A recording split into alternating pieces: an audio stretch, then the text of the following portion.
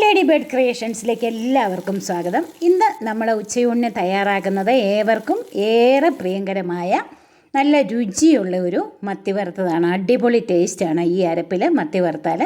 അപ്പോൾ വീഡിയോ ഇഷ്ടമായാൽ നിങ്ങൾ ഒന്ന് ലൈക്ക് ചെയ്യണം. സബ്സ്ക്രൈബ് ചെയ്യാതെ കാണുന്ന കൂട്ടുകാർ ദയവായി ഒന്ന് സബ്സ്ക്രൈബ് ചെയ്ത് സപ്പോർട്ട് ചെയ്യണം. മറക്കാതെ ആ ബെൽ ബട്ടൺ ക്ലിക്ക് ചെയ്ത് ഓൾ ഓപ്ഷൻ കൊടുക്കണം. അപ്പോൾ മത്തി വെട്ടിക്കഴുകി വൃത്തിയാക്കി വെച്ചിട്ടുണ്ട്, ഒന്ന് വരഞ്ഞ് വെച്ചിട്ടുണ്ട്. ഒന്നുകൂടെ നമുക്കിതൊന്ന് വൃത്തിയായിട്ട് കഴുകിയെടുക്കാം. നന്നായിട്ട് വെള്ളം തോരണം. അപ്പോൾ നന്നായിട്ടൊരു 2 പിടി ചുവന്നുള്ളി, അതുപോലെ ഒരു 2 പിടി കറിവേപ്പില, ഇതാണ് ഈ അരപ്പിൻ്റെ രുചി. ഒരു വലിയ കഷ്ണം ഇഞ്ചി, ഒരു 2-3 ടീസ്പൂൺ കുരുമുളക്, അതുപോലെ 7-8 അല്ലി വെളുത്തുള്ളി അല്ലി. ഇപ്പം മത്തി നന്നായിട്ട് വെള്ളം തോർന്ന മത്തിയിലേക്ക് നമുക്ക് ഒരു 2 ടീസ്പൂൺ പിരിയൻ മുളക് പൊടി, അതുപോലെ 1/2 ടീസ്പൂൺ മഞ്ഞൾപ്പൊടി. ഇനി നമുക്ക് മിക്സിയുടെ ചെറിയ ബൗളിലേക്ക് നമ്മൾ എടുത്തു വെച്ച ചുവന്നുള്ളി, കറിവേപ്പില എല്ലാം ചേർത്ത് കൊടുക്കാം. അതിലേക്ക് പാകത്തിനുള്ള ഉപ്പ് പൊടി ചേർത്ത് കൊടുക്കുക. ഉപ്പ് പൊടിയോ ഉപ്പ് കല്ലോ ചേർക്കാം.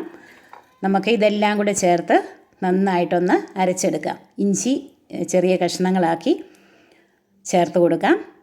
അപ്പം നമുക്ക് നന്നായിട്ട് അരച്ചെടുത്ത ഈ അരപ്പ് ഇതിലേക്ക് ചേർത്ത് കൊടുക്കുക. ഈ കറിവേപ്പില നന്നായിട്ട് ഇതുപോലെ ചേർക്കുമ്പോൾ നല്ലൊരു ടേസ്റ്റാണ്.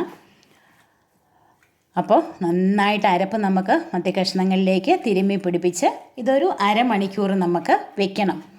അരമണിക്കൂർ വെക്കുമ്പോഴത്തേക്ക് അരപ്പൊക്കെ നന്നായിട്ട് മത്തി കഷ്ണങ്ങളിലേക്ക് പിടിക്കും. നമുക്കിതൊന്ന് മൂടി വയ്ക്കാം. ഇപ്പോൾ അരമണിക്കൂർ കഴിഞ്ഞിട്ടുണ്ട്. ഇനി പാനിൽ നമുക്ക് വറക്കുന്നതിനാവശ്യമായ വെളിച്ചെണ്ണ ഒഴിച്ചു കൊടുക്കാം. എണ്ണ ഞാൻ ഒഴിച്ചു കൊടുത്തിട്ടുണ്ട്. എണ്ണ ചൂടാകുമ്പോൾ ഒരുപാട് എണ്ണയൊന്നും വേണ്ട, കുറച്ച് എണ്ണ മതി. കറിവേപ്പില നമുക്ക് തണ്ടോടെ നിരത്തി കൊടുക്കാം. ഓരോ തവണ മത്തി വറക്കുമ്പോഴും ഇതുപോലെ കറിവേപ്പില നിരത്തി കൊടുത്തിട്ട് വേണം മത്തി അതിൻ്റെ മുകളിലേക്ക് നിരത്തി കൊടുക്കാനായിട്ട്. അപ്പം നോൺ സ്റ്റിക്ക് പാത്രമൊന്നും അല്ലെങ്കിൽ അടിക്ക് പിടിക്കത്തുമില്ല. കറിവേപ്പിലയുടെ നല്ലൊരു ഫ്ലേവർ ആയിരിക്കും. ഞാനിപ്പോൾ ഒരു 4 മത്തിയെ എടുക്കുന്നുള്ളൂ. മുഴുത്ത മത്തി ആയതുകൊണ്ട് നമുക്ക് ഒരു വശം ഒന്ന് മൊരിഞ്ഞ് വരുമ്പോഴത്തേക്ക് മറുവശം തിരിച്ചിട്ട് കൊടുക്കാം.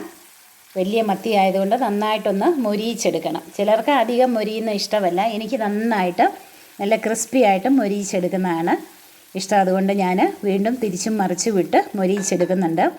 നല്ലൊരു മണമാണ് ഈ കറിവേപ്പിലയും എല്ലാം കൂടെ അരച്ച് ചേർത്ത് അരപ്പ് മൂത്ത് കഴിയുമ്പോഴത്തേക്ക് നല്ല രുചിയുള്ള ഒരു അരപ്പാണിത്. അപ്പം നമുക്കിത് നന്നായിട്ട് മൂപ്പിച്ചെടുക്കാം. ബാക്കിയിരിക്കുന്നത് ഞാൻ ചെറിയ കണ്ടെയ്നറിനകത്താക്കി ഫ്രിഡ്ജിൽ വെക്കും. അപ്പോൾ ഈ സമയത്ത് ഞാൻ 4 എണ്ണയെ വറുത്തിട്ടുള്ളൂ. അപ്പോൾ ഇങ്ങനെ നിങ്ങളൊന്ന് ട്രൈ ചെയ്ത് നോക്കണം. നിങ്ങൾക്ക് തീർച്ചയായും ഇഷ്ടപ്പെടും. ഇനിയും പുതുരുചികളുമായി നമുക്ക് വീണ്ടും കാണാം.